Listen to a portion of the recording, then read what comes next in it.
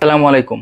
SSC 27 batch, সামনে তোমাদের pre test পরীক্ষা, অথচ তুমি যাই পড়ো না কেন সবকিছু পরদিনই ভুলে যাও। কি কথা সত্য না? আজকের এই ভিডিওতে আমি আলোচনা করব তোমার এই সমস্যা কেন হচ্ছে এবং কি কি পদক্ষেপ অবলম্বন করলে তুমি এই সমস্যা থেকে পরিত্রাণ পেতে পারো। তাহলে এই ধরনের ভিডিও যদি তুমি আরো পেতে চাও তাহলে পেজটিকে ফলো করে রাখো এবং শেয়ার করে বন্ধুদেরকে দেখার সুযোগ করে দাও। তাহলে চলো প্রথমে আলোচনায় আসি কেন তোমার এই সমস্যাটা হচ্ছে। এর পেছনে মূলত দুইটি কারণ রয়েছে। প্রথম কারণ, আমাদের ব্রেইন আসলে নতুন ইনফরমেশন সহজে নিতে চায় না। আমাদের ব্রেইন সবসময় চেষ্টা করে এফিসিয়েন্টলি কাজ করতে। সো ও যে কোনো ইনফরমেশন আসলে মনে রাখবে কিনা এটা ওই ব্রেইনকে তুমি কনভিন্স করা ছাড়া ব্রেইন বোঝে না। ব্রেইন অটোমেটিকভাবে নিজে যেটাকে ইম্পর্টেন্ট মনে করে সেটাকে মনে রাখে, যেটা ইম্পর্টেন্ট না ওটাকে মনে রাখে না।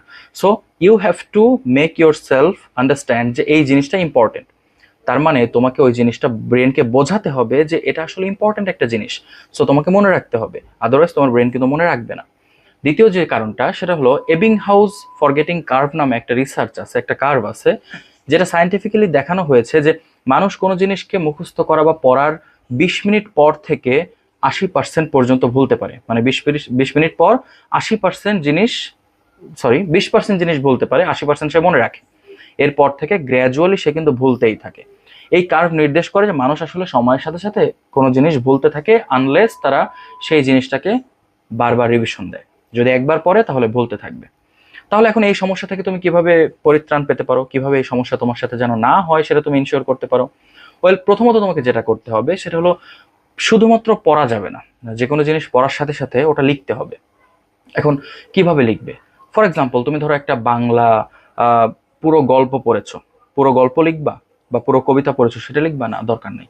তুমি জাস্ট দেখো ওইখানে কিছু ইম্পর্টেন্ট লাইন আছে, তুমি যখনই পড়তেছো তখনই জিনিসটা লিখে ফেললা। তুমি যখন একটা শব্দার্থ পড়তেছো লিখে ফেললা, পাশাপাশি প্যারাগ্রাফ যখন পড়লা প্যারাগ্রাফটা সম্পূর্ণ লিখলা। একটা ম্যাথ, তুমি প্রথমত ম্যাথটা বোঝার চেষ্টা করবা মুখে মুখে, অর্থাৎ নিজের ব্রেন দিয়ে বোঝার চেষ্টা করবা, দেন ম্যাথটা করে ফেলবা। এটা হলো তোমার প্রথম কাজ, পড়ার পাশাপাশি লিখতে হবে। সেকেন্ড অফ অল তোমাকে যে কাজটা করতে হবে সেটা হলো যখন তুমি পড়বা তখন শুধুমাত্র মুখস্থ করে পড়লে হবে না, ওটাকে বুঝে পড়তে হবে।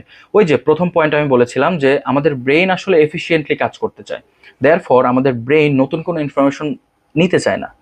সো একটা জিনিস মনে করো, তুমি তোমার ব্রেইনকে এমন একটা জিনিস বোঝাচ্ছ বা পড়াচ্ছ যেটা কিনা খুবই আনইন্টারেস্টিং একটা টপিক, পড়তে ইচ্ছা করে না, বিরক্ত লাগতেছে। এটার থেকে পরিত্রাণ পাওয়ার দুইটা উপায় আছে। হয় তুমি নিজেকে অন্যভাবে বোঝাও যে I have to do good in exam, আমাকে ভালো করতেই হবে, and to do well I have to memorise this, আমাকে এটা মনে রাখতে হবে। One way. বাট এই ওয়েটা সবার জন্য কাজ করে না। আমরা অনেকেই ছোটবেলা থেকেই ভালো ছাত্র হয়ে আসছি, বড় হচ্ছে ভালো ছাত্র হয়েই। তারা আসলে পরীক্ষায় ভালো করার তাৎপর্য থেকেই পড়াশোনা করি, মজা লাগুক অথবা না লাগুক।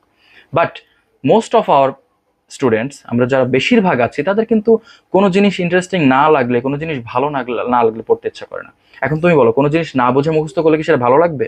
তাহলে কি করতে হবে? ওটাকে একটু বুঝতে হবে, অনুধাবন করতে হবে, একটু দেখতে হবে যে বাস্তবে কোথায় মিল আছে, অথবা এই জিনিসটাকে কোনো ওয়েতে সামহাউ অর দি আদার তোমার কাছে ইন্টারেস্টিং লাগাতে হবে নিজের কাছে। দেন তোমার ব্রেন কিন্তু জিনিসটাকে ক্যাচ করতে থাকবে। থার্ড অফ অল তুমি যে পালন করবা সেটা হলো অ্যাক্টিভ রিকলিংটা চালু রাখবা। বললাম না, আমাদের ব্রেইনটা আসলে কোনো জিনিস পড়ার 20 মিনিট পর থেকেই ভুলতে শুরু করে। তার মানে তোমাকে কি করতে হবে, একটা জিনিস ধরো পড়লা, পড়ে দেন ওটাকে দুই পদ্ধতিতে, দুই ধাপে তোমাকে রিকল করতে হবে। এক হলো তুমি সারা দিন যা পড়লা, সারা দিনের পড়াটা ঘুমানোর ঠিক 1 ঘন্টা আগে সারা দিনের পড়াটা রিক্যাপ করতে হবে। দ্যাট ডাজেন্ট মিন তোমাকে খাতা নিয়ে বসতে হবে অথবা বই খোলা আবার দেখতে হবে। জাস্ট চোখটা বন্ধ করবা, সব কিছু যা যা পড়ছো ওটা একটু মনে করার চেষ্টা করবা, দেন ঘুমিয়ে যাবা। পরদিন কি করবা, যদি সময় পাও তাহলে পরদিন ওই জিনিসটা আরেকবার চোখ বোলাবা। But most of the cases আমাদের আসলে এই জিনিসটা হয়ে ওঠে না, কারণ আমরা ঠিক পরদিনই অন্য সাবজেক্টের উপরে মনোযোগ দিতে হয়। দ্যাটস ওয়াই আমরা পূর্বের পড়াটা মনে করতে পারি না। তাহলে আমি কি বলবো, যে তুমি সপ্তাহের যে কোনো একটা দিন রাখো। ধরো তোমার প্রতিদিন হয়তো বা একদিন একটা প্রাইভেট থাকে, অন্যদিন অন্য প্রাইভেট থাকে, অথবা অনলাইনে তুমি কোথাও একটা ক্লাস করো যেটা একদিন আছে অন্যদিন আবার অন্যটা আছে। তাই এই পরপর না করে তুমি সপ্তাহের একটা দিন, ধরো শুক্রবার তোমার কোনো ক্লাস নেই, তাহলে শুক্রবার দিনটা রাখো, এই সপ্তাহে যা যা তুমি পড়েছো, যা যা মুখস্থ করেছো সবকিছু রিক্যাপ করবা। দেখবা প্রথমবার পড়তে তোমার একটা জিনিস মুখস্থ করতে বা মনে রাখতে তোমার 2 ঘন্টা লাগলেও ওটা পরের দিন যখন তুমি শুক্রবার পড়বা তখন আধা ঘন্টায় হয়ে যাবে। তাহলে দেখো রিকলিংটাও থাকলো, তোমার কিন্তু পড়াটা ভোলার আগেই তুমি আবার মাথার মধ্যে নিয়ে নিলা। যখন তুমি এই কাজটা করবা তখন তোমার ব্রেনের শর্ট টার্ম মেমোরি থেকে পড়াগুলা লং টার্ম মেমোরিতে চলে যাবে এবং তোমার ব্রেন সেটাকে মনে রাখবে। এই গেল তিনটা স্টেপ। এবার চতুর্থ যে স্টেপ, এটা হলো মোস্ট ইম্পর্টেন্ট একটা স্টেপ, কারণ তুমি যদি এই সব কিছুই পালন করলা ধরো, কিন্তু ঘুমাও না রাতে ঠিক মতো, ওই দেখা যায় 2টা-3টায় ঘুমাও, ওদিকে 7টা-8টায় উঠে তোমাকে বিভিন্ন কলেজে স্কুলে যাইতে হয় অথবা প্রাইভেট পড়তে হয়, ইত্যাদি কাজে ব্যস্ত থাকতে হয়। সো তোমার কিন্তু ঘুমটা হচ্ছে না, এবং ঘুমটা অনিয়মিত যদি হয় তাহলেও একই প্রবলেম। আমাদের ব্রেন ঘুমের সময় আমাদের মস্তিষ্ককে রিপেয়ার করে। সো তুমি যখন কোনো জিনিস পড়বা এবং তারপরে একটা সুন্দর একটা স্বাচ্ছন্দ্যের ঘুম দিবা, তখন তুমি যা যা পড়েছো সবকিছু তোমার মাথায় ভালো মতো গেঁথে যাবে।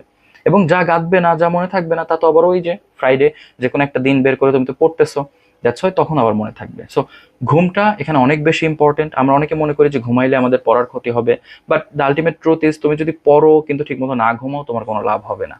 সো ঘুমটাকে পর্যাপ্ত রাখতে হবে, ঠিকঠাক মতো রাখতে হবে। যদি তুমি এই স্টেপগুলো পালন করো তাহলে দেখবা তোমার একটা জিনিস পড়ার পরে ভুলে যাওয়ার মাঝের যে বিরতিটা, ওটা ধীরে ধীরে বড় হচ্ছে, অর্থাৎ তুমি একটা জিনিস লং টার্মে মনে রাখতে পারবা। সো এই জিনিসগুলো ফলো করো এবং কমেন্ট সেকশনে জানাও যে তোমরা কি কি ধরনের ভিডিও চাও, এবং অবশ্যই পেজটা ফলো করে ভিডিওটা শেয়ার দিয়ে রাখো।